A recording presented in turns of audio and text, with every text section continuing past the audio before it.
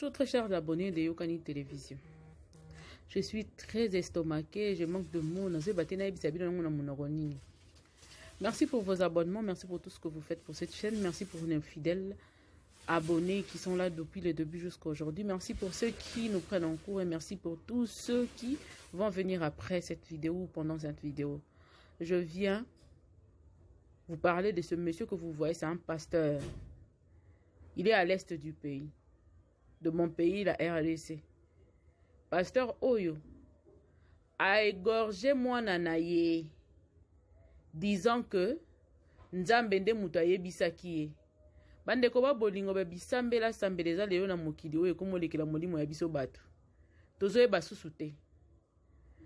Est-ce que a pe ba réseaux sociaux ye ndenge ye motobwe mutu nyonso akomi serviteur de Dieu, mutu nyonso akomi servante de l'Éternel, prophète, prophétesse, ainsi de suite, tellement que a rezonné ka téléphone na fongoli ya bandi na ye ou a sika 4 chaises abandi ka yawe na bibele. Non, vraiment il faut l'état ça là quelque chose pour le makamba ki pasteur oyo. Vraiment nga na komi d'accord presque pour na koloba que mutu avant comme pasteur il faut ba critères ezala. Il faut pas ça, condition, il faut à remplir. Il faut que ça la théologie, il faut que ça la ceci. Pourtant, non, appel Yanzambe, oui, c'est bien beau de le dire. Mais makambo ezo salama na kati ya ville Kinshasa. Makambo ezo salama na mokili lelo. Abio ezo salama na kati ya Kinshasa na Congo, RDC et Leki. Dans le monde, ça devient de trop.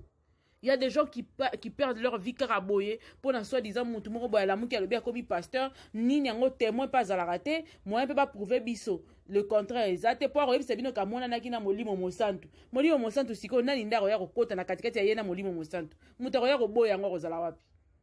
Donc il faut la mokili ordre nzamba ordre faut la mokili baba ne repesa ba critères pour mutako ma pasteur. Il faut que nous star en théologie, aïe la biso ba papier na biloko nyonso, so ka kokisi yango ta kosala ki église te. Bo tsheli bango somme ya munene pour que muta telema va no fongola, no fongola mbanga lo baka ya pasteur.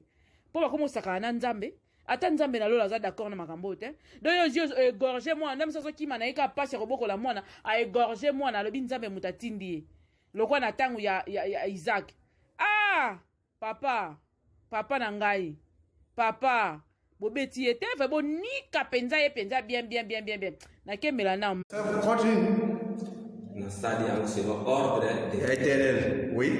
Ordre de l'Éternel. Donc éternel avec il faut kate kingo. Tango na zaki célibataire. Na bonde la kinzambe. Oui. Kinzambe soko pesinga mwana mobali. Mwana wana kusalela yo. Oui. Bon, na bonde la kibomo pambate. Incarnation déjà. Oui. Il y a la suprématie divine. Oui.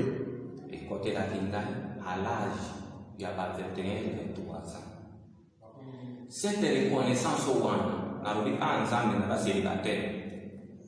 Pour s'aider pour jouer un corps physique et sur la terre. Sauf que c'est un n'a pas fait ça, il y a Joseph. Le moine a un salé là, oui. N'a pas été le moine. Ti ba 21 ans na azakomi na mona tandisi c'est mon fils chéri nazali na likambote asali na eloko moko te nazali na bina problème te le même éternel oyo akopelaka ngai alobi le fils là que je t'avais donné zongisela ngai bomela ngai. Alors, na technique nyonso ya kodévier et kokika kate tala ndenge na kongi na okamane le na ti donc yango esali ke yo kata ekingo okata kina ye muta simba ki maboko pa poto te mais alali komindo kati yo maboko te yende na ndenge mosusu azali awa te ola ba la ki sika mongo na maintenant na simbi maboko na mwana pour kata kingo utasimita yo moko yo kata kingo kama mais balala ki na simbo tango peut-être la pimo isima alors yende a simba yende déjà ngai y a simbi quoi kata kingo tete mais asimi pas associé mon problème en fait et ça donc yo moko kati c'est l'ordre que ça Ah, donc nous kati kingo au kota paradis. S'il vous plaît. Dans le bi. Nous kati kingo nzamba sepe nango. Bon, c'est son ordre. D'accord, c'est bon. Tu comprends, hein? Donc, bino so uti ko landa. Nenge papa azoloba ordre de l'Éternel. Ah, papa. Soit so papa azobela mutute. C'est que papa azolinga kima charge ya justice o etelemi likolo na ye après ko maman na ye. Ordre de l'Éternel na la preuve. A prouvé biso que l'Éternel lui a dit de tuer, d'égorger son enfant. Et puis moi na ya 22 ans.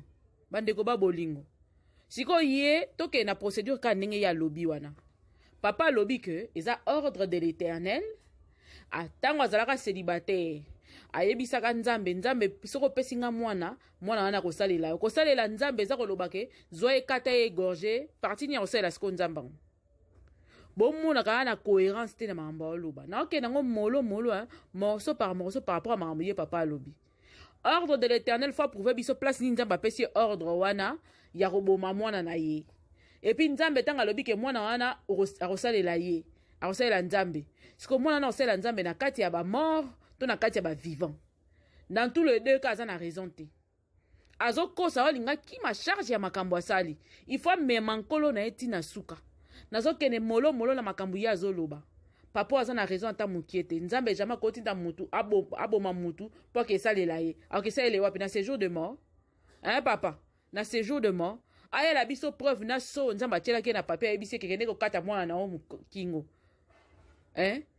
Et puis, bana musu bazate. Et puis, le pire dans tout, c'est que papa oyopona bo maman nanae a drogué. Nzambe ni nango atindi yo drogué mo no po yo boma ye opesa ye po salela ye. Hein? Azina no mona drogué ye po yebi ke na force normale bo soki mona na telemia ye po ya boma ye mona wana nda ko achever.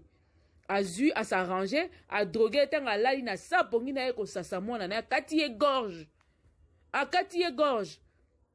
Est-ce que vous savez que les parents sont dans la zone ya bana bango moko?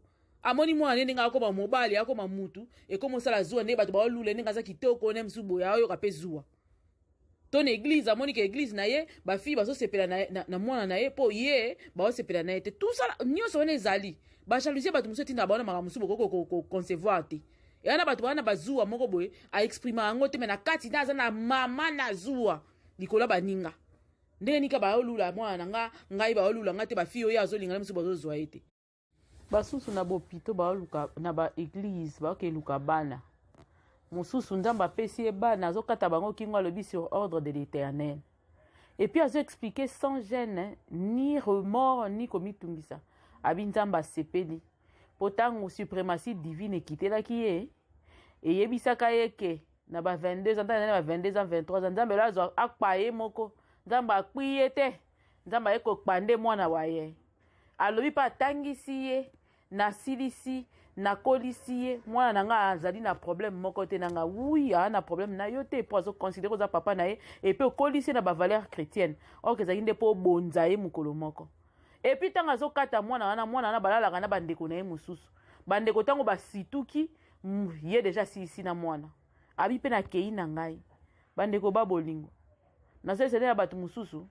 molimo ezokotela bango bakebelela na bangomba eza ya nzambe te nazoyebisa bino keza na bato ebele bomona bango bazotelema baoteya liloba bakoma daya maboma tuna nzambe asosolisa yo eklesia nini ozokende mpe esika nini ozokende kotika moto na yo batiaka yango maboko po je parie que ce pasteur encadre tellement de gens en église ozali non parce que ozota la forme na ene lobeli na ozomona pena moto malamu moto na lima moto na bwanya kasi na kati na ye molimo deje koma kofanda ye boyebi yango te soki mwana moninga papier na degré oyo ya moto muso osaleni abi nzamba sepeli nzamba kosepela na ye po eza ordre na ye ya exécuter kaka ordre ya nzambe soki eza liboma te komi molimo mosusu parce que eza na baisusu bamata na ngomba bakeluka molimo ya nzambe bakiti na bademoni ya solo pena na ndimi yango basusu pe bamati na ngomba bake koluka nzambe me bakutani na nzambe te akutani na démon alati ye nzoto pe kitine na mokili abandi kosala na ye